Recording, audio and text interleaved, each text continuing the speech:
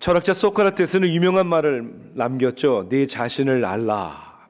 근데 이거 쉬운 일이 아닙니다. 내 자신을 안다는 게 여러분 저는 가장 힘든 것 중에 하나라고 생각을 합니다. 왜냐하면 우리가 내 자신에 대하여 균형을 잃고 한쪽에 치우치기가 쉽기 때문입니다. 얼마나 쉽게 우리 자신을 자기보다 더 높게 생각하는, 그래서 교만에 빠질 때가 있습니까? 그러나 때로는 또 반대로 우리 자신들을 비하하고 자신들의 상황이나 자신들의 모습 가운데 자신을 낮게 생각할 수 있는 위험성도 또한 있습니다. 나를 향한 다른 사람들의 생각과 의견 또한 완전하지 않습니다. 동기가 불순할 수도 있잖아요. 아부해서 그냥 잘 얘기하는 사람이 있는가 하면 그냥 무조건 부정적으로 비판적으로 또 얘기하는 사람들이 있습니다. 또한 부분적으로 보고 부분적으로 알기 때문에 사람들은 우리 서로에 대한 서로의 온전함을 사실 그대로 알 수도 이야기할 수도 없습니다. 방법은 하나밖에 없는 것 같아요. 그것은 우리를 만드시고 그리고 우리를 사랑하시고 너무나도 우리를 잘 아시는 하나님이 나에 대하여, 우리에 대하여 뭐라고 말씀하시는가. 저는 오늘부터 에베소서 말씀을 1장부터 쭉 6장까지 강의하면서 설교를 시작을 합니다. 그 가운데 가장 중요한 것은 내 자신에 대해서 우리가 서로 어떻게 말하느냐가 중요한 것이 아니라 하나님이 우리에 대해서 뭐라고 말씀하시는가. 도대체 나는, 그리고 우리가 함께 살아야 하는 가정 안에서, 교회 안에서 도대체 우리는 누구인가? 하나님은 여기에 대하여 뭐라고 말씀하시는가? 말씀 시리즈를 시작하면서 오늘은 본문 1장 1절과 2절 말씀 두 구절을 함께 보도록 하겠습니다. 에베소서 1장 1절과 2절입니다. 310면의 신약성경 말씀이 되겠습니다. 함께 같이 읽을까요? 에베소서 1장 1절과 2절입니다. 하나님의 뜻으로 말미암아 그리스도 예수의 사도된 바울은 에베소에 있는 성도들과 그리스도 예수 안에 있는 신실한 자들에게 편지하노니 하나님 우리 아버지와 주 예수 그리스도로부터 은혜와 평강이 너희에게 있을지어다. 아멘. 1916년에 세상을 떠났으니까 약 100년 전의 인물입니다. 이 여인은 뉴욕 그 유명한 월가를 늘 외롭게 홀로 다녔고 검정색의 낡고 더러운 옷을 입고 점심 도시락을 항상 챙겼는데요. 그 안에는 마른 오트밀과 통밀로 만든 과자가 전부였다고 합니다. 얼굴에는 웃음이라고는 하나도 없는, 그래서 뉴욕 사람들은 이 여인을 이렇게 불렀습니다. The Witch of Wall Street. 월가의 마녀다. 이 여인은 홈레스, 노숙자가 아니었습니다. 이 여인의 이름은 해리 그린이었고 그 여인의 재산은 그 당시 자그마치 3.5 빌리언 달러, 38억 불인가요? 어마어마한 천문학 숫자의 부자였습니다. 근데 왜 그렇게 살았을까? 그것만이 아니에요. 이 여인에게는 남매가 있었습니다. 딸의 이름은 실비아였는데요. 이 딸에게 늘 남이 입다가 버린 낡은 옷을 입혔고요. 엄마의 그늘 아래 어두운 성장 과정을 지냈습니다. 네드라는 아들이 있었습니다. 어렸을 때 사고로 다리를 다쳤어요. 이 다리를 다친 아들을 엄마가 어디로 데려갔냐면 뉴욕시에서 운영하는 무료 클리닉으로 데려갔습니다.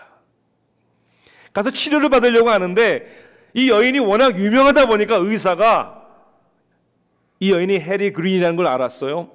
그 가난하지 않잖아요. 부자잖아요. 그러니까 치료비를 내야 된다. 이렇게 요구를 하니까 집으로 갔습니다. 그리고 시간이 지나면 다 낫겠지. 시간이 가면 갈수록 더 악화됐어요. 결국은 다친 다리를 절단할 수밖에 없는 상황까지 갔다고 합니다. 월가의 마녀, 정말 어울리는 이름입니다. 아니, 그렇게 돈이 많은 부자인데 무슨 소용이 있습니까? 쓸 줄도 모르고 누릴 줄도 모르는데. 내가 무언가를 있다는 것도 중요하지만, 내가 무언가를 가졌다는 것도 중요하지만, 그것을 누릴 줄 아는 것은 더욱 중요한 것이겠죠. 아니, 과연 그럴 수 있을까? 믿어지지 않을 정도로 황당하다고 말할 수 있겠지만, 이보다 더 황당하고 이보다 더 어리석게 사는 사람들이 있다는 거예요. 여러분, 그것이 바로 내가 될 수 있고 우리가 될 수 있다는 사실을 명심해야 합니다. 오늘부터 시리즈로 시작되는 이 에베소서의 전체적인 주제는 뭐냐면 그리스도 안에서 부요한 성도다. 그리스도 안에 있는 우리가 얼마나 부요한지 그것을 알아야 하고 그것을 누려야 한다는 것이죠. 우리가 3절에 보니까 이렇게 되어 있죠. 찬송하리로다. 하나님 곧 우리 주 예수 그리스도의 아버지께서 그리스도 안에서 하늘에 속한 모든 신령한 복을 우리에게 주시되. 여기서 중요한 단어는 신령한 복이라는 단어지만 그 앞에 있는 단어예요. 무슨 단어입니까? 모든이랍니다. 모든, every. 하나님이 저와 여러분에게 엄청난 하나님이 주시는 복을 주셨다는 겁니다. 세상의 어떤 것과 비교할 수 없는, 아니 그 수준과 가치가 너무나도 다른 신령한 영적인 복을 하나님 아버지께서 그리스도를 통하여 이미 우리에게 주셨다는 것입니다.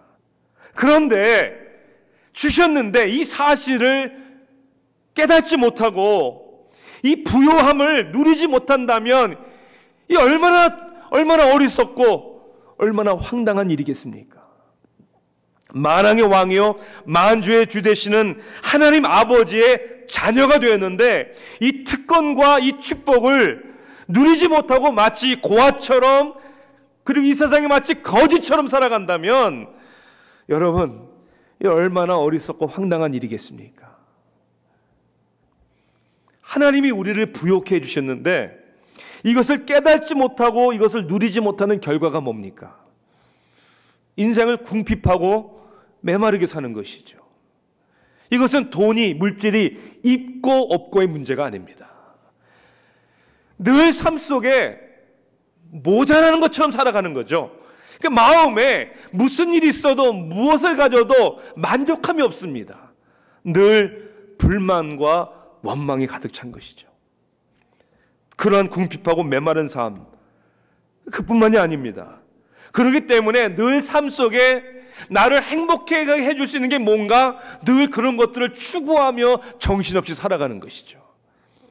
아니, 이미 부유함이 있는데 없다고 생각을 하니까, 부자인데 가난하다고 생각을 하니까 나를 행복하게 만족해 줄 수 있는 게 뭐냐? 이것을 찾아서 인생을 헤매는 것이죠. 그것이 돈일 수도 있어요. 어떤 사람들에게는 쾌락일 수도 있습니다.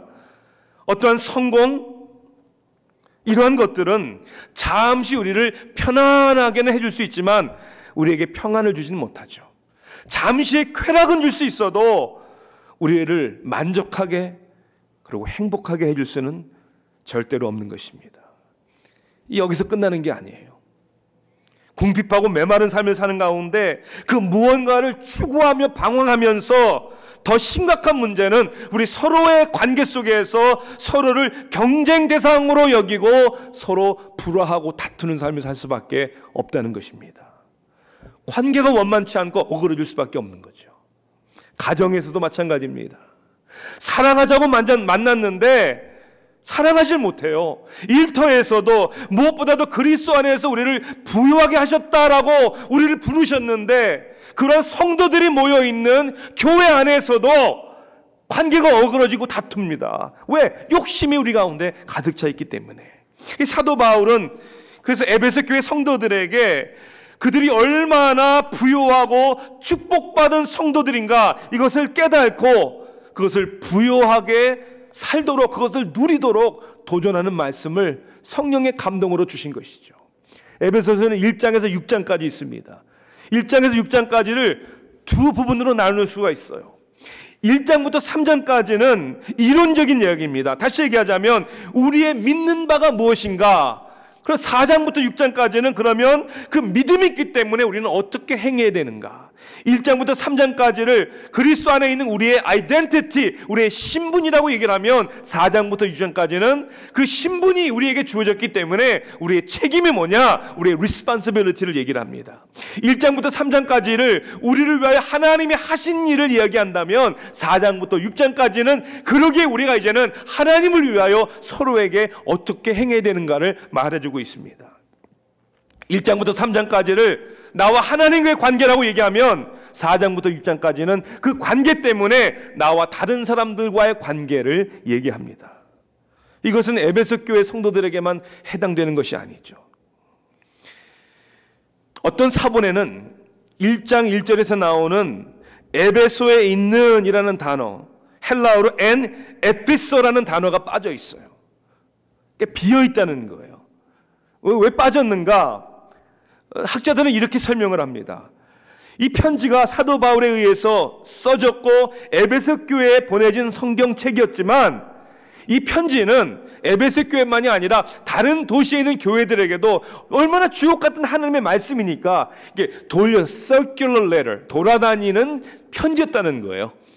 그래서 에베소라는 말을 빼고 거기에 어느 교회든지 적용할 수 있다는 것이죠. 그렇다면 이것은 오늘 세교회 성도 되시는 여러분들에게도 적용되는 겁니다. 이렇게 얘기할 수가 있는 것이죠. 하나님의 뜻으로 말미암아 그리스도 예수의 사도된 바울은 아틀란타 세교회에 있는 성도들과 바로 저와 여러분에게 주시는 말씀이라는 거예요. 하나님이 말씀하시는 나는 누구인가? 거기에 대한 분명한 깨달음, 그러면 우리는 누구인가? 우리는 말씀을 통해서 이것이 깨달아짐을 통해 우리는 에베소서의 말씀을 부요한 성도, 하나된 교회, 우리는 이것을 깨달을 수가 있는 것이죠. 자, 오늘 나는 누구인가? 우리는 누구인가? 이 말씀을 깨닫게 하시기 위하여 오늘 본문 말씀을 보니까 첫째는 나와 우리를 정의하시는 분은 오직 하나님 한 분이시다. 이 진리를 깨닫는 게 너무나 중요합니다. 우리가 다른 사람들에 대해서 평가하고 설명을 할 때 우리가 어떻게 설명을 합니까? 소개를 하거나 설명을 할 때 가장 쉬운 건 그 사람의 모습이나 능력을 얘기합니다.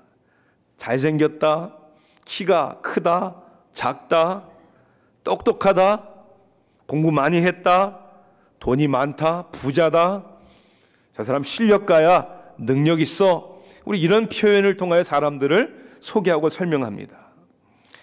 그 사람의 성격을 말하기도 하죠. 저 사람 점잖은 사람이야, 성질 급한 사람이야. 또 가장 많이 우리가 사용하는 것은 관계적으로 설명을 합니다. 누구의 누구다, 누구의 아들이다, 누구의 딸이다, 결혼을 하면 누구의 남편이다, 누구의 아내다. 근데 나이가 들면서 이것도 바뀝니다. 몇 년 전에, 좀 오래됐지만은 한국에 나갔다가 제가 충격적인 경험을 한 적이 있어요. 뭐 더 이상 충격은 아니지만 그때는 그랬어요. 동대문인가 어딘가가 이렇게 우리 아이들에게 옷을 사려고 이렇게 옷 파는 가게를 들렸는데 거기 이제 점원들이 보니까 젊은 사람들이 일을 하잖아요. 그렇게 지나가다 보면 손님인 저를 부르잖아요. 뭐라고 불렀겠어요? 당연히 오빠 그럴 줄 알았는데 아버님 들어와 보세요 이러는 거예요. 이제 이게 또 바뀌죠. 이제 아버님이라고 안 부르고 뭐라고 부를 거예요? 어르신 혹은 할아버지, 그렇게 돼요. 자, 무슨 얘기입니까? 우리가 흔히 얘기하는 우리들의 모습, 능력, 우리의 성격, 그리고 관계적으로 설명하는 이 모든 것들은 온전하지가 않아요. 왜요? 이것들은 누구와 비교하느냐에 따라서 달라지는 상대적인 것들입니다. 그렇죠? 그리고 언제나 변할 수 있는 상황적인 것입니다. 또한 세월이 흘러감에 따라 명칭도 호칭도 다 바뀌는 거예요. 다시 말해서 진리는 아니라는 겁니다. 여러분, 진리가 뭡니까? 진리의 정의가 뭡니까? 진리는 옳은 것입니다. 그리고 이 옳은 것은 상황이나 시간이 바뀌면서 변하거나 변질되는 것이 아니라는 거예요. 진리는 옳고 영원한 것입니다. 하나님은 당신의 진리 가운데 나라는 존재를 정의하시는 것이죠. 사도 바울은 오늘 편지의 서두에서 자신에 대한 소개를 어떻게 합니까? 하나님의 뜻으로 말미암아 그리스도 예수의 사도된 바울은, 우리는 이 편지의 저자가 바울이라는 것을 금방 알 수 있죠. 자기 이름이 써 있는 거예요. 그 자기를 어떻게 소개합니까? 사람들이 이야기하는 자신의 환경과 배경에서 자신을 정의하는 것이 아니라 하나님의 뜻으로 말미암아 예수 그리스도의 사도된 바울이라는 자신을 정의합니다. 나는 누군가, 우리는 누구인가, 이 정의는 반드시 하나님의 진리의 말씀으로 정의되어야 된다는 거예요.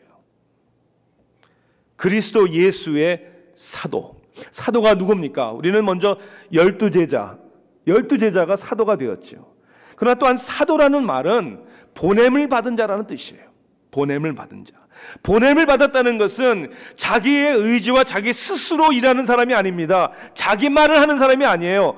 보냄을 받은 자는 자기를 보낸 사람의 말을 하는 것이죠. 그것이 사도예요. 마치 한 나라의 대사가 보낸 대통령을 대신하듯이 대통령의 말을 하는 것이 대사입니다.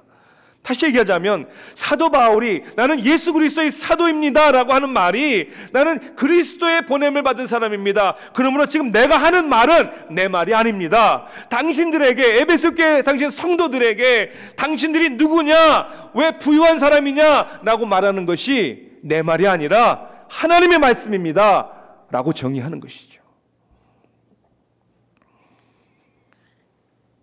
이 말씀, 우리를 정의하시는 이 진리는 절대로 변하지 않습니다.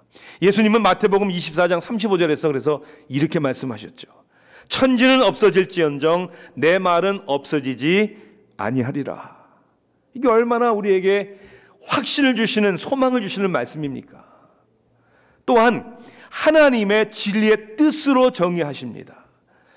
바울 자신이 사도가 된 것은 하나님의 뜻이다. 하나님의 뜻이다. 누가 이런 얘기를 많이 하더라고요. 자식하고 골프는 내 마음대로 안 된다. 아니, 뭐는 내 마음대로 됩니까? 이 세상에 내 생각과 내 뜻과 내 마음대로 되는 일이 있습니까? 내 마음조차도 내 마음대로 안 되는데. 사랑하는 성도 여러분, 우리가 붙들어야 하고 우리가 확신을 가져야 하는 진리는 하나님의 진리입니다. 그리고 그 하나님의 진리가 나에 대하여, 우리에 대하여 뭐라고 말씀하시는가? 현대 문명이 발달되면 발달될수록 모든 것이 다 편해지는데 우울증을 앓는 사람들은 더욱더 많아진다고 합니다. 누군가 우울증을 마음의 감기다라고 표현할 정도로 우울증의 원인을 크게 4가지로 얘기를 한다고 합니다. 첫째는 생물학적, 뇌의 신경 전달 물질의 불균형, 그러니까 chemical imbalance라고 하죠. 유전적인 원인이 있다고 합니다. 이런 우울증은 유전 질환은 아니지만 유전적으로 더 확률이 높을 수는 있다고 그렇게 얘기를 합니다. 환경적 요인도 있겠죠. 가족의 죽음, 헤어짐, 이별, 외로움, 경제적인 어려움에서 오는 스트레스, 이런 환경적인 어려움이 있다는 거예요. 신체적인 질환이나 또한 약물로 인하여 사람들이 스트레스를 받고 우울증에 빠지는 경우도 있다는 거예요. 이게 무서워요, 사실. 이러한 의학적인 원인들을 우리는 절대로 무시할 수 없습니다. 이런 원인들이 분명히 있을 것입니다. 하지만 여기에서 저는 더 중요한 한 가지가 있다고 생각을 합니다. 그것은 바로 내 내면적인 영적인 우리의 상태라고 분명히 믿습니다. 특별히 나 자신에 대한 정의입니다.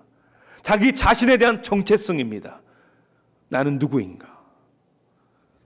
그래서 자존감이 낮을 경우가 있습니다. 그래서 무기력합니다.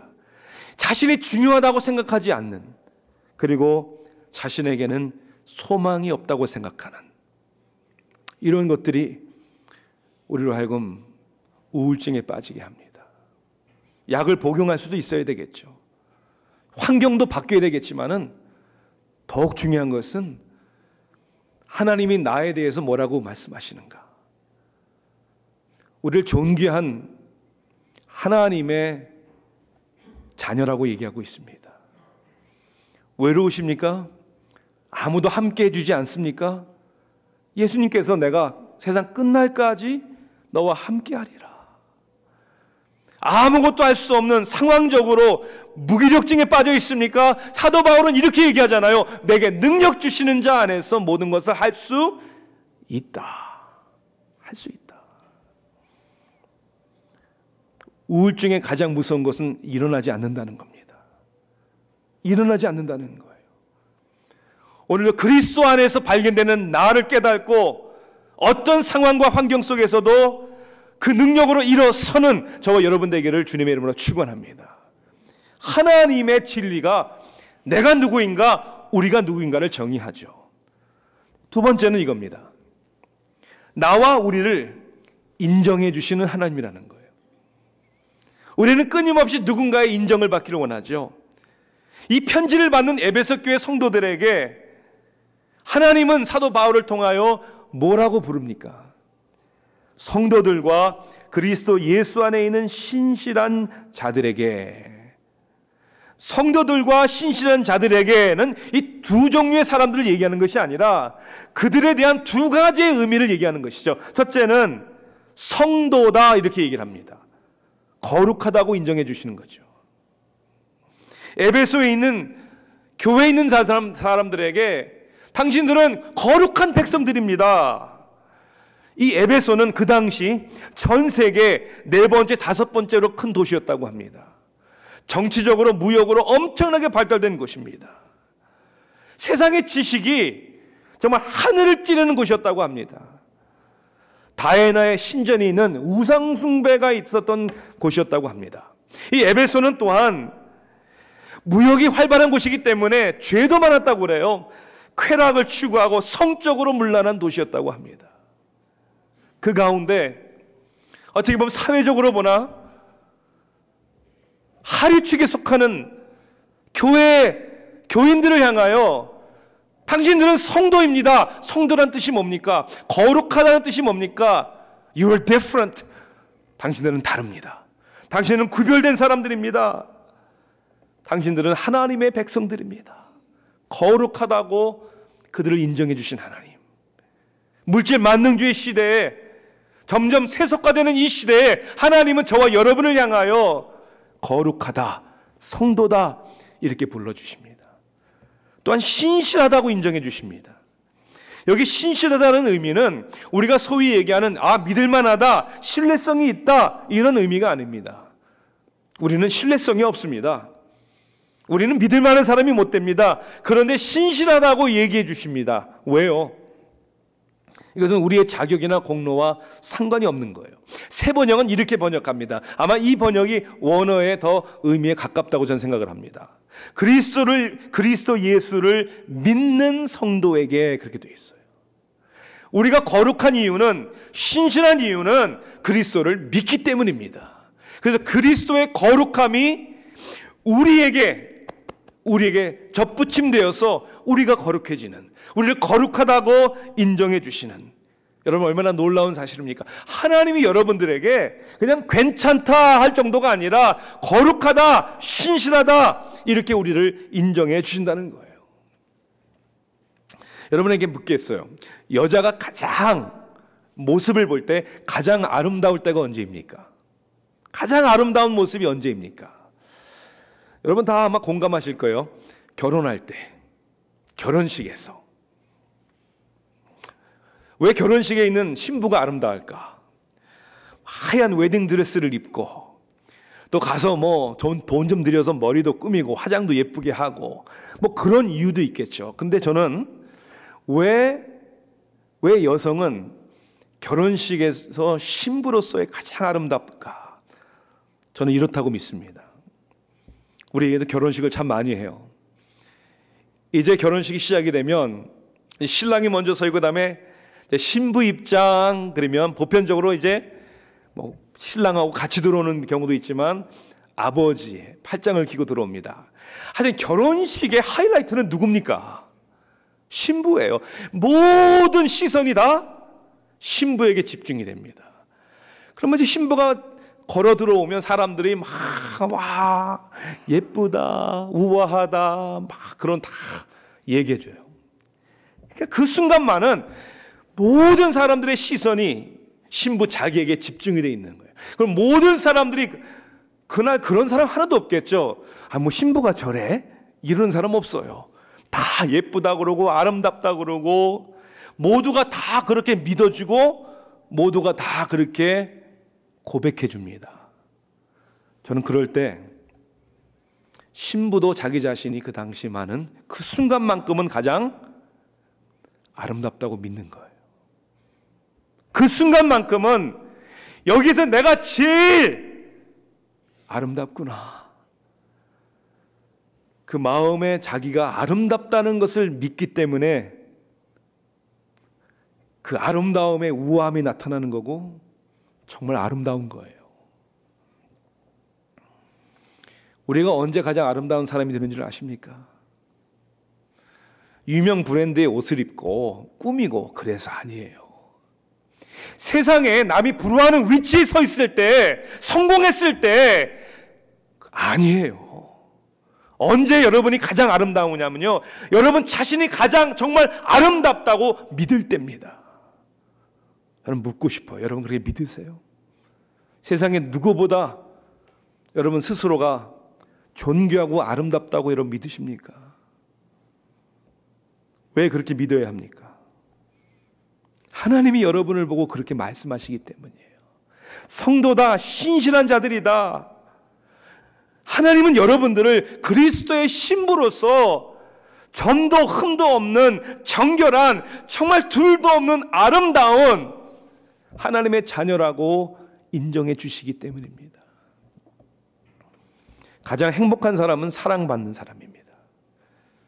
가장 불행한 사람은요, 사랑받기 위해서 몸부림치는 사람입니다. 그래서 여러분들은 하나님이 인정해 주시는 그 사실을, 그 진리를 믿고 살아야 합니다. 지난주에 세미나를 다녀왔는데요, 우리 교단에서 참 유명한 교회입니다. 총회가 처음 열린 교회. 그 담임 목사님이, 그분은 아침에 일어날 때마다 그렇게 고백을 하더라고요. 일어날 때마다 가장 먼저 자기에게 하는 말이 뭐냐면 I am saved. 나는 구원받았다. 하나님의 은혜로. 그때 들을 때는 나도 해야지 하면서도 하루는 한 것 같아요. 그 다음부터 이게 잘 안 돼요. 일어나면서 우리가 하는 말이 뭐예요? 아유 피곤하다. 아유 졸려. 좀 더 잤으면. 여러분 일어나시면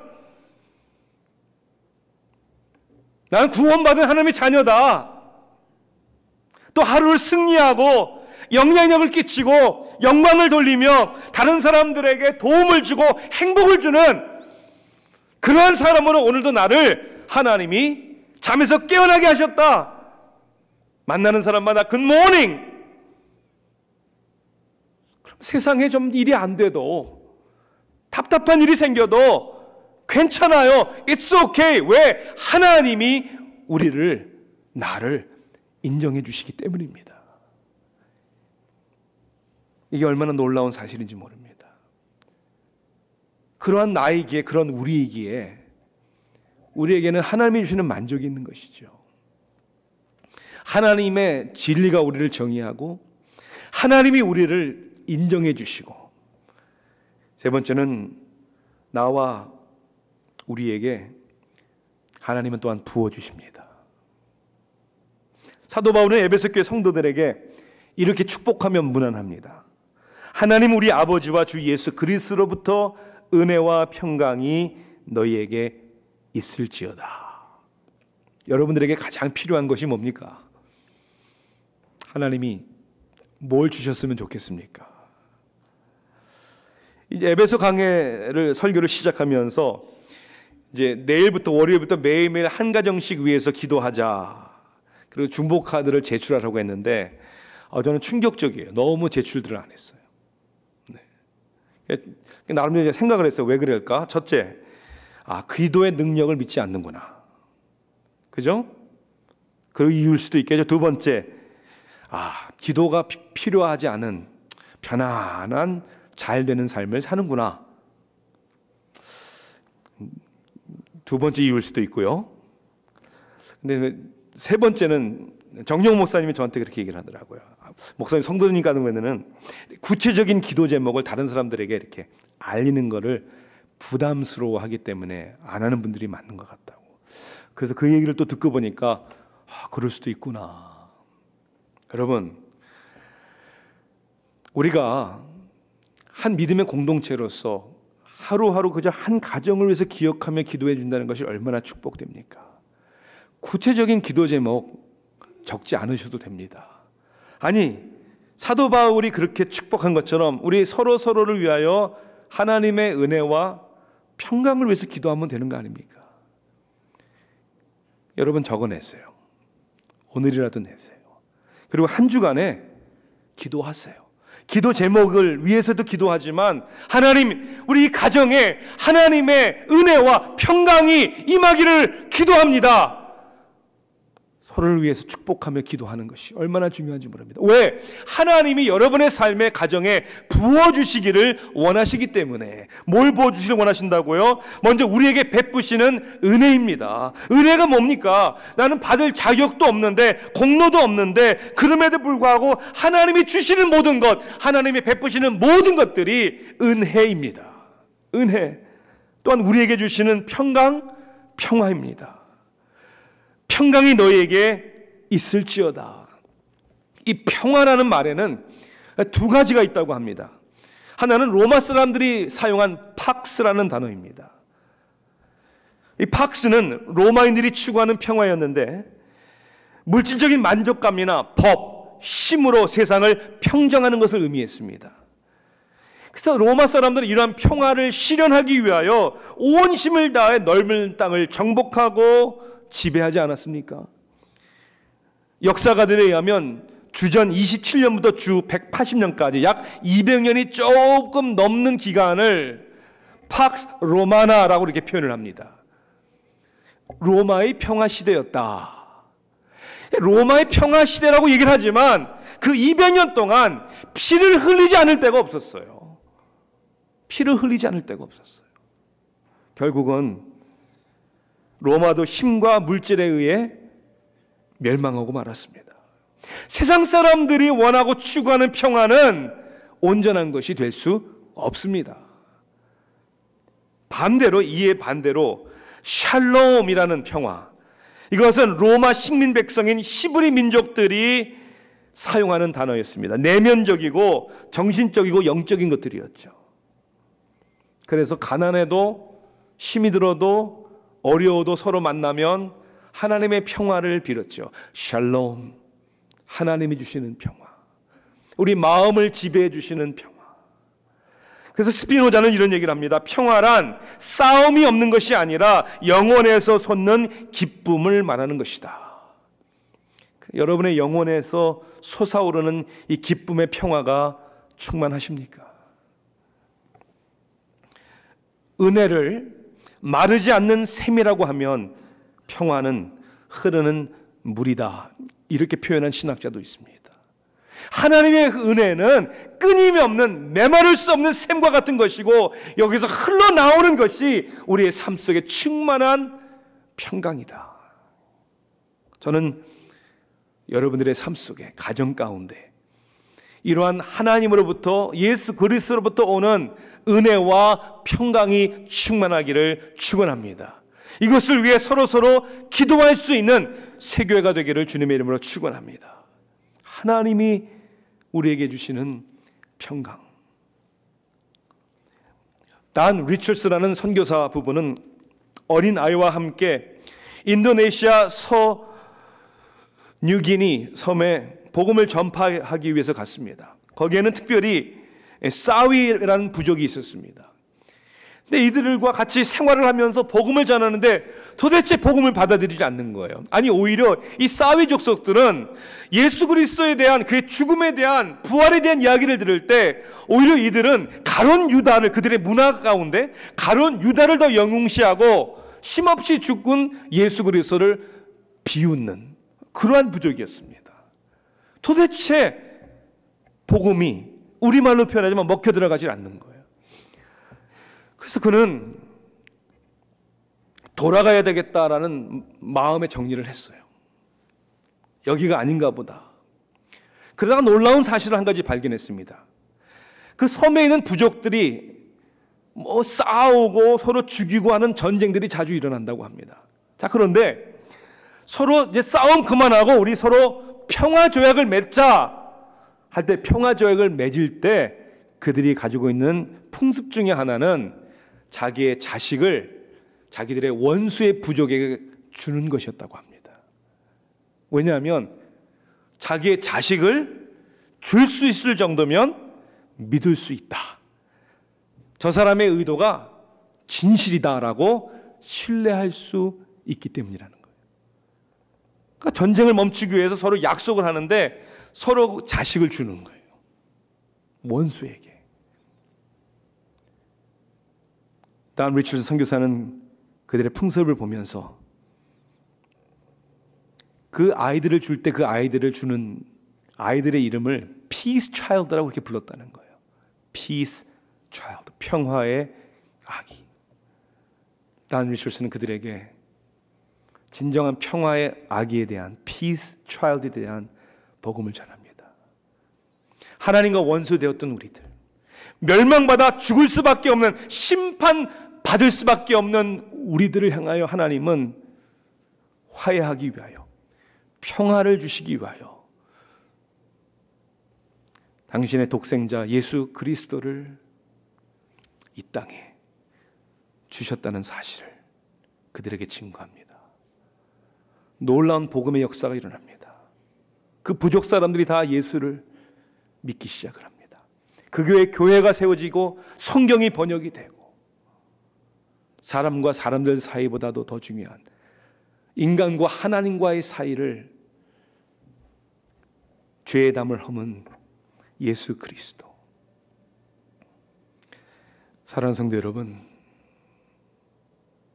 모든 것들은 다 상대적이고 상황적이고 환경적인 것입니다. 그런데 그 평화의 왕이 되시는 예수 그리스도께서 우리의 마음 중심에, 우리의 삶의 주인이 되실 때, 그때 비로소 우리들의 신분은 달라지는 것입니다. 그때 비로소 우리들의 삶의 가치가 달라지는 것입니다. 누가 뭐라도 우리의 상황과 환경이었다 할지라도 그것을 뚫고 나갈 수 있는, 다시 일어날 수 있는, 나는 부유한 사람이구나, 나는 정말 성공한 사람이구나, 나는 정말 모든 신령한 하늘의 축복을 받은 사람이구나, 달라지죠. 그 달라진 신분이 세상을 변화시키고 우리의 가정을 변화시키고, 그 달라진 신분을 받은 성도들이 모여있는 공동체에 섬김이 있고 사랑이 있고 하나님의 영광스러운 충만함이 끊임이 없을 줄 분명히 믿습니다. 하나님이 정리하시는 나, 그리고 우리 에베소서 말씀을 우리가 강해 말씀을 듣는 가운데 이 비밀을 복음 안에서 다시 깨닫고 누리는 저와 여러분 되기를 주님의 이름으로 축원합니다. 기도하시겠습니다. 사랑의 하나님, 하나님의 놀라운 은혜에 감사합니다. 찬양합니다.